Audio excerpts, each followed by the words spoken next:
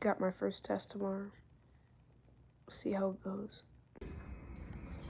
I need to slow your heart rate down, and I've got multiple ways to do that. We'll get to all of those eventually.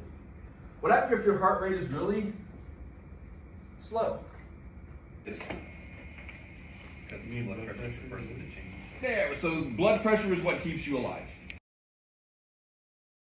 The one thing that nobody asks about, but it's the one thing that tells me the most, because you can't fake it. Turn blue. Send messages through chemicals. So a dendrite is looking for some type of chemical.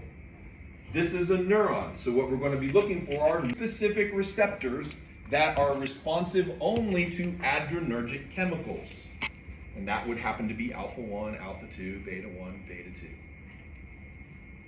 Makes sense? Relation to the adrenal medulla releases both of these major neurotransmitters, both epi and norepi. When you are asked what is the postganglionic, the answer should be yes, but we'll make sure you know what it is. So, you eat, and you make what? What is the eating process? So we're going to call this the craniosacral. So the head and the sacrum. There are 12 cranial nerves. Aggravate me, and you will learn all of them. That look exactly the same? Yeah. Yeah, but notice now that the ganglion is farther away from the spinal cord. Because that's going to make the parasympathetic system work. Why would I want to do that?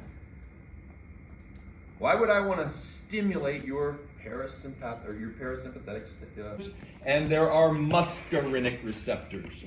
There is nicotinic M, so nicotinic little m, and there is nicotinic little n, so M.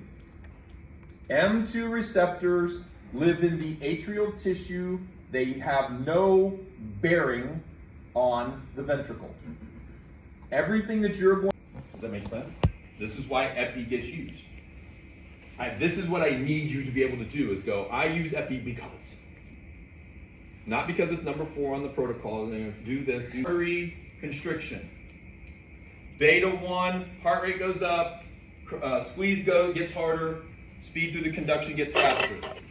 Beta 2, bronchioles dilate. Beta, if you were to overdose on this, or this wasn't specific to beta 1, if I just gave you a beta blocker, could I block beta 2?